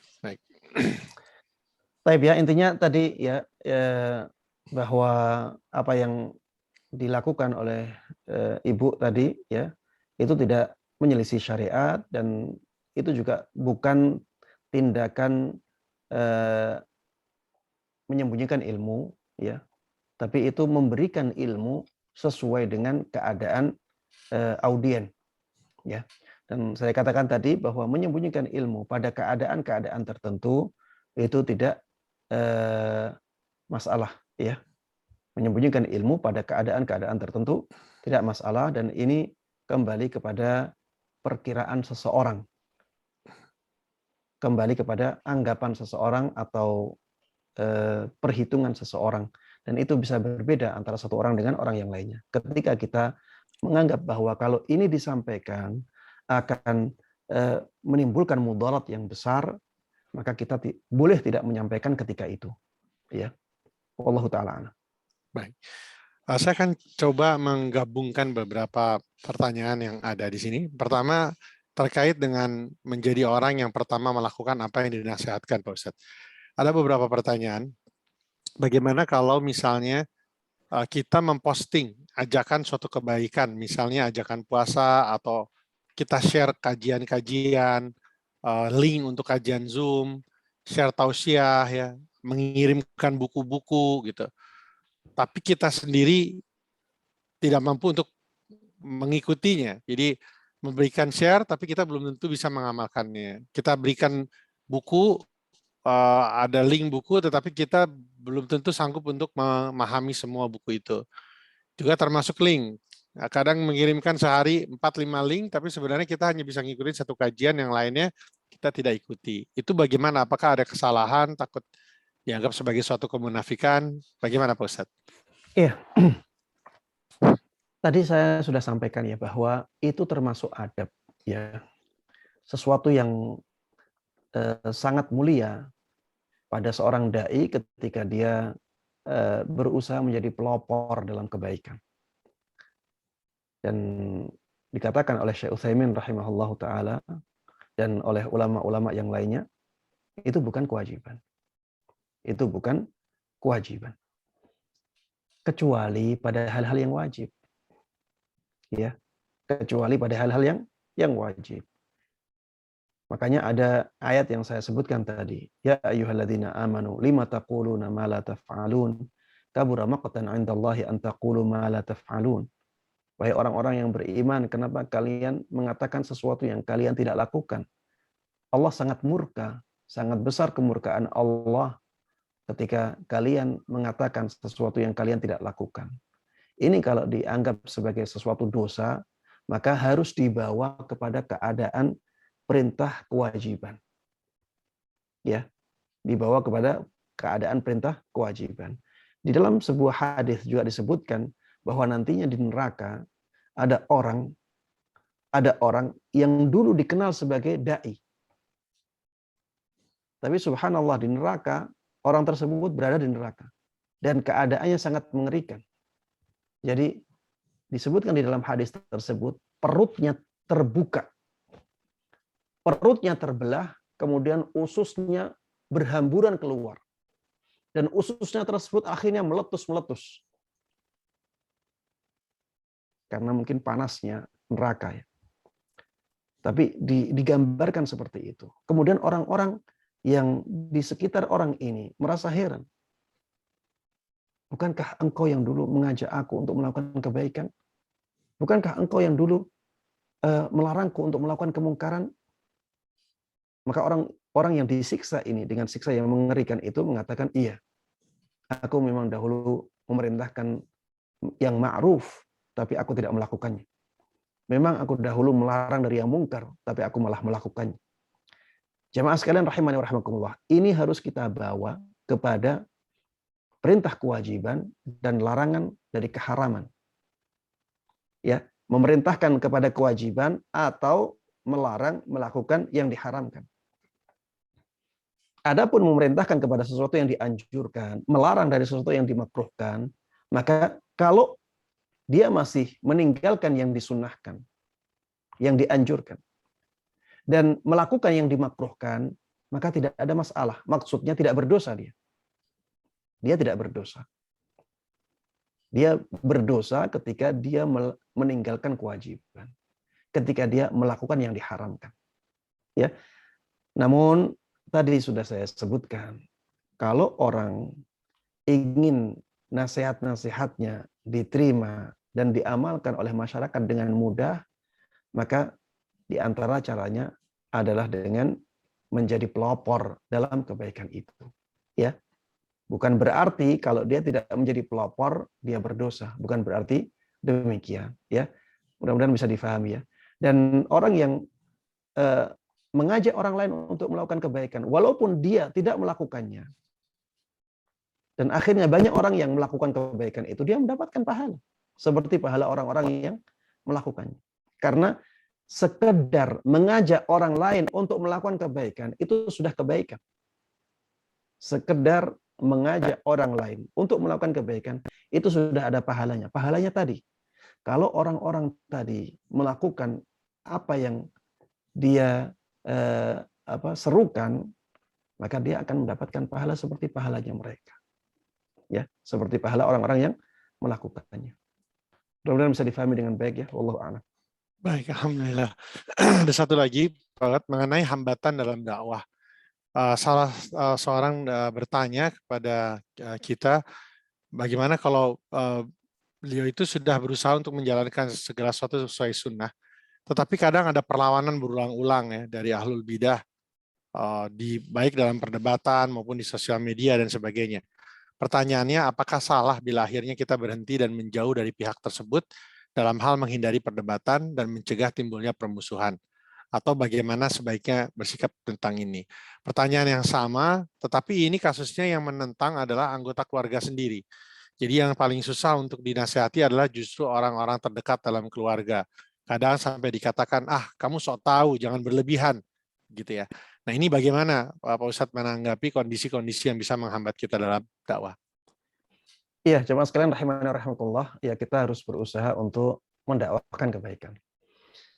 Kita harus punya usaha dan semangat untuk mendakwahkan kebaikan. Dan kita ketika mendapatkan perlawanan, ya kita lihat, ya apakah kita mampu untuk terus bertahan di situ atau tidak. Kalau misalnya kita tidak mampu, ya maka sebaiknya kita mencari lahan lain. mencari sasaran lain. Ya, ini sebaiknya demikian. Karena memang ya kita berdakwah itu tidak bisa memaksa. Kita ketika berdakwah itu tidak bisa memaksa orang lain. Kecuali kalau kita bisa memaksa. Seperti misalnya kita jadi bos ya. Kemudian kita paksa semua karyawan kita untuk mendengarkan kajian. Tidak ada masalah ya, itu hak kita. Tapi kalau kita ya levelnya sama-sama, ya kita tidak bisa memaksa orang lain untuk melakukan kebaikan. Sampaikan yang kita yakini sebagai kebenaran, yang dalilnya sahih, diterima alhamdulillah. Tidak diterima juga alhamdulillah. Ya, kalau diterima pahala kita insya Allah lebih banyak. Ya, kalau tidak diterima maka alhamdulillah kita sudah mendapatkan pahala untuk berdakwah kepada Allah Subhanahu wa taala, ya. Kalau misalnya orang yang melakukan perlawanan, maka berpikirlah bahwa mungkin saja memang hidayah tersebut tidak pantas diterima oleh dia. Ya. Sehingga cari orang-orang lain yang mereka bisa menerima dakwah. Dan seperti itulah yang dilakukan oleh Rasulullah Shallallahu Alaihi Wasallam. Apakah beliau setiap hari mendakwahi misalnya paman beliau, Abu Talib? Apakah setiap hari beliau mendakwahi Abu Lahab, paman beliau juga? Jawabannya tidak ya. Beliau sampaikan dakwah itu. Kalau tidak diterima, ya beliau mencari orang lain. Ya, ada dari kerabat-kerabat beliau yang tidak menerima dakwah beliau. Tapi beliau sudah sampaikan. Kalau misalnya keluarga tidak menerima dakwah kita, ya, maka ya gantilah dakwah dengan dakwah bil hal. Dakwah dengan baiknya akhlak kita. Ada keluarga yang membutuhkan bantuan kita, maka dakwahi dengan kebaikan kita. Kita bantu dia. Kita bantu mereka yang membutuhkan bantuan kita. Ketika mereka sudah menerima kita dengan baik, tidak melawan kita, itu sudah suatu kebaikan ya. Dan lambat laun ya kita bisa mewarnai kehidupan mereka. Lambat laun kita bisa mewarnai kehidupan mereka. Ana ya secara pribadi ya juga demikian ya. Di keluarga masih susah untuk menerima apa yang ana sampaikan. Ada sebagian keluarga yang menerima alhamdulillah ya, tapi mayoritas belum bisa menerima sepenuhnya. Kenapa? Ya karena keadaan masyarakat di sekeliling keluarga yang menjadikan mereka sulit dan berat untuk menjalankan apa yang saya sampaikan. Dan saya maklumi. Yang penting saya sudah sampaikan. Ya, yang penting saya sudah sampaikan. Adapun itu diterima atau tidak, maka itu kembali kepada Allah Subhanahu wa taala, ya. Intinya kita harus punya usaha untuk menyampaikan kebenaran kepada saudara-saudara kita. Karena kita ingin mereka mendapatkan kebaikan sebagaimana kita mendapatkan kebaikan itu. Tapi kalau mereka tidak menerima, ya kita sikapi kondisi itu sesuai dengan kemampuan kita masing-masing, ya. Kalau memang kemampuan kita adalah berhenti, kemudian mendakwahi orang lain selain yang menentang itu, ya kita lakukan itu. Kita cari orang lain yang bisa kita dakwahi. Ya, kalau memang kemampuan kita memberikan perlawanan, ya lakukan perlawanan yang baik, ya. Jadi ada berlomba-lomba dalam mendakwahkan apa yang kita bawa. Ya, kalau memang kemampuan kita memaksa orang lain untuk menerima dakwah atau untuk menjadi sasaran dakwah kita, maka lakukan itu. Ya, intinya lakukan sesuai dengan kemampuan kita masing-masing dan itu akan berbeda-beda dari satu orang ke orang yang lainnya. Wallahu taala a'lam. Baik, alhamdulillahirabbil alamin. Jazakallahu khair Pak Ustadz. teman-teman semua memang ada beberapa pertanyaan yang belum sempat disampaikan, tapi insya Allah nanti akan saya sampaikan ke panitia, dan panitia juga mungkin nanti bisa insya Allah memfasilitasi untuk disampaikan dan dicari jawabannya. Pak Ustadz Mustafa, mohon kiranya berkenan untuk menutup dengan doa bagi kami agar kami menjadi orang yang amanah menegakkan agama ini dengan cara mendakwahkan dengan kesungguhan, istiqomah, dan ilmu yang memadai. Kiranya dipersilakan Pak Ustadz. Baik, di akhir kajian ini saya berdoa kepada Allah Subhanahu wa taala dengan nama-namanya yang agung dan sifat-sifatnya yang mulia, dengan asmaul husna dan sifat-sifatnya yang ula. Mudah-mudahan Allah Subhanahu wa taala memberikan taufiknya kepada kita semuanya untuk bisa menjadi para pendakwah kebaikan. Amin. Amin. Amin. Mudah-mudahan kita semuanya menjadi orang-orang yang amanah dalam mengemban tugas. Mudah-mudahan Allah Subhanahu wa taala menjadikan kita mudah dalam melakukan kebaikan.